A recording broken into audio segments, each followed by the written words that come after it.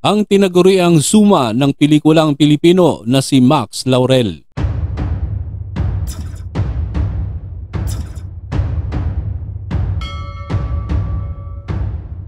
Si Maximo G. Laurel o mas kilalang Max Laurel sa pelikulang Pilipino ay ipinanganak noong May 1, 1944 sa Davao City, Philippines.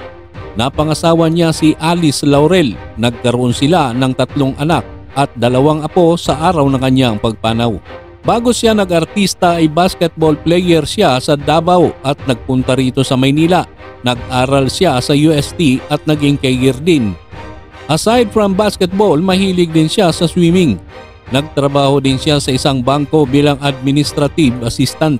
Hindi daw kasi stable ang pag-aartista kaya sumingit siya sa ibang trabaho na alam niya.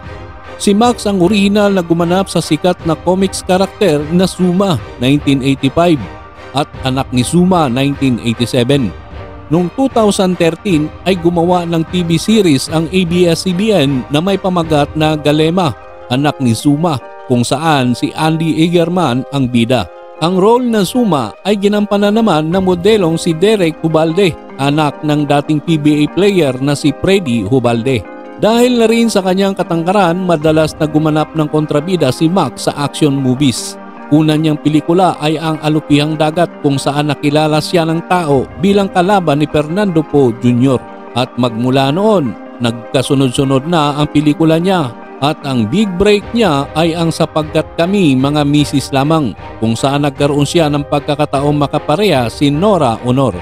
Bihira siyang magkaroon ng mga pagkakataong mabigyan man lang ng pansin sa mga babasahin noon ni hindi mo man lang siya masulyapan sa mga pahina ng mga kolumnista.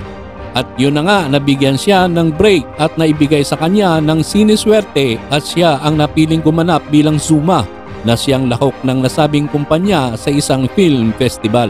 Ilan sa mga pelikulang tinampukan niya ay ang mga sumusunod: Durugin si Totoy Bato 1979, Ang Panday 1980, Ang Maestro 1981, Tatlong Baraha 1981, The Wild Wild Wing 1982, Mad Warrior 1984, Sergeant Clarin, Bala Para sa Ulo Mo 1990, Lucio Margallo 1992, Dugo ng Panday 1993, Aguinaldo 1993 at Bitag 1996.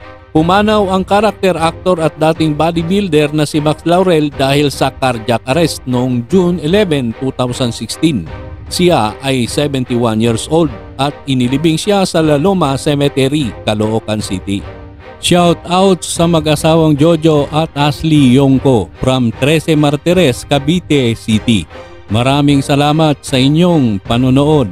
Hanggang dito na lang muna tayo mga kaistorya. Kung inyong nagustuhan ang istoryang ito, maaaring mag-like, comment at mag-subscribe sa ating munting channel.